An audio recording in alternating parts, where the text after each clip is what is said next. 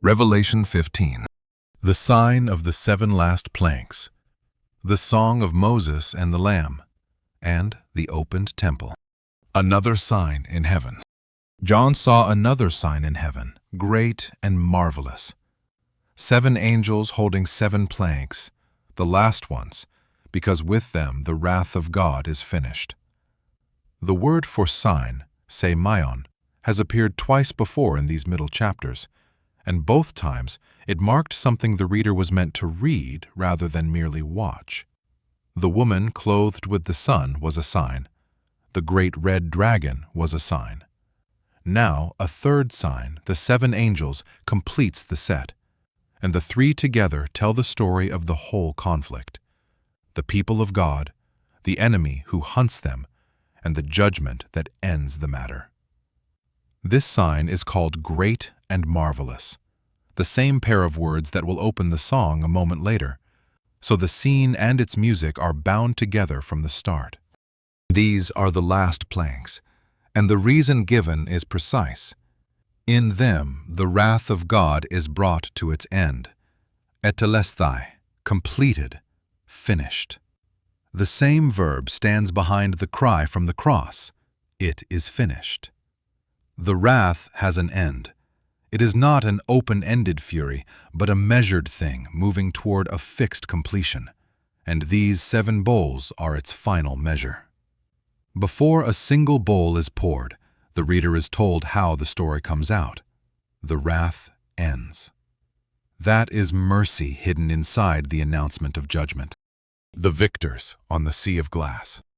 And John saw what looked like a sea of glass mixed with fire, and standing beside it, those who had come off victorious from the beast and from its image and from the number of its name. They held harps of God in their hands. Here are the very ones the beast had seemed to conquer in the earlier vision, the ones it was given power to make war on and to overcome. They are not destroyed. They are standing, harps in hand, on the far shore of the glassy sea. And they have won. The beast won the battle of the body. These won the war that mattered. And the scene shows the outcome the previous chapters promised. A note on the sea of glass mixed with fire. The sea of glass was seen once before, stretched before the throne in the vision of the heavenly court, calm as crystal. Now it is mixed with fire, and the victors stand beside it. The picture reaches back to the Exodus. Israel came up out of the sea that had drowned the Egyptian army and stood on the far bank. And Moses and the people sang. John shows the redeemed in exactly that posture, standing beside the sea that has become the place of both deliverance and judgment, the fire being the wrath that has passed through it. The whole chapter is built on this Exodus pattern. Pharaoh who would not let God's people go, a deliverance through water and fire, a song on the far side, and plagues poured out on the oppressor.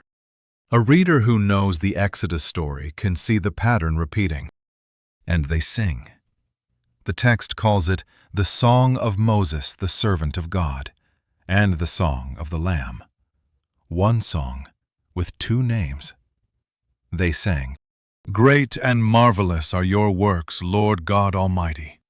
Just and true are your ways, King of the nations. Who will not fear, Lord, and glorify your name?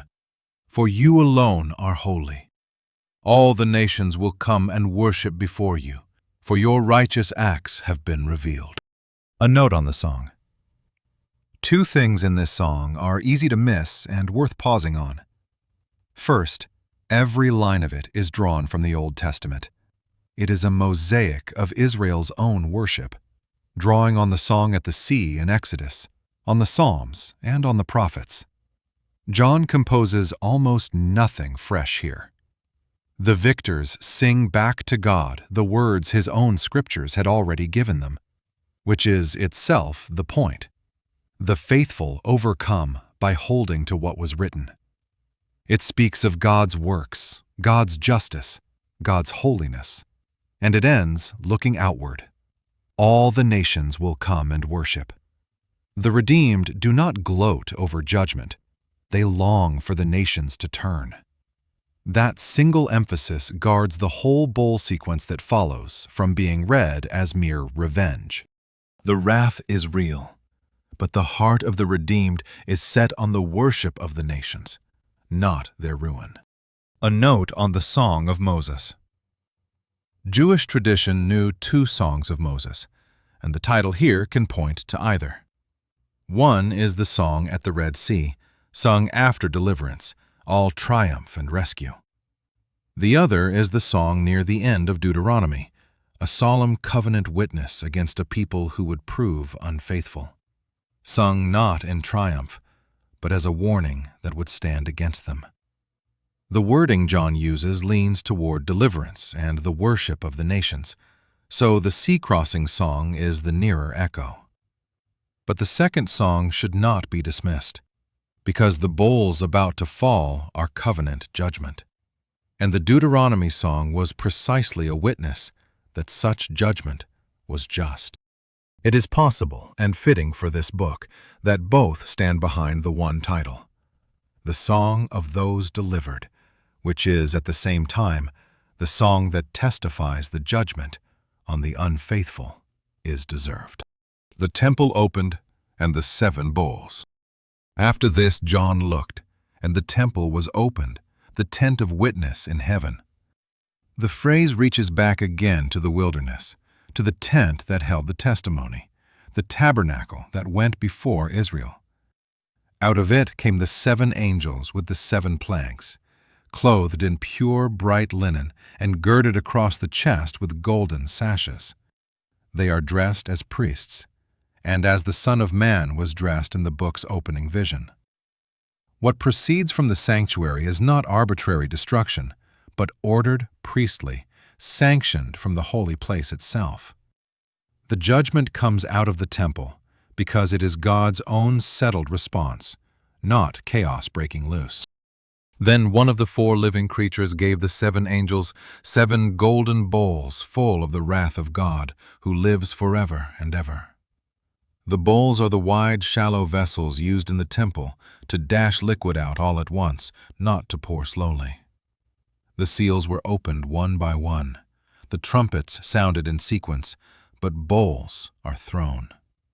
The form of the vessel tells the reader that this final series will come fast and full.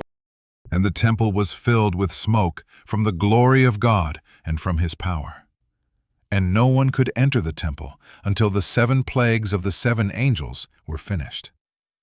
This, too, is an Exodus image and a temple image. When the tabernacle was raised, the glory filled it so that Moses could not enter. When Solomon's temple was dedicated, the cloud filled the house so the priests could not stand to minister. When Isaiah saw the Lord, the house filled with smoke. Here the same glory closes the sanctuary, and the detail carries a sober weight. While the last plagues run their course, there is no entering in, no intercession to be made, no turning the wrath aside. The time for that has been given already through the eternal gospel and the long patience of God. Now the bowls are full, the sanctuary is closed in glory, and the reader is held one breath from the pouring out. The wrath that the first verse promised would be finished is about to begin its final measure.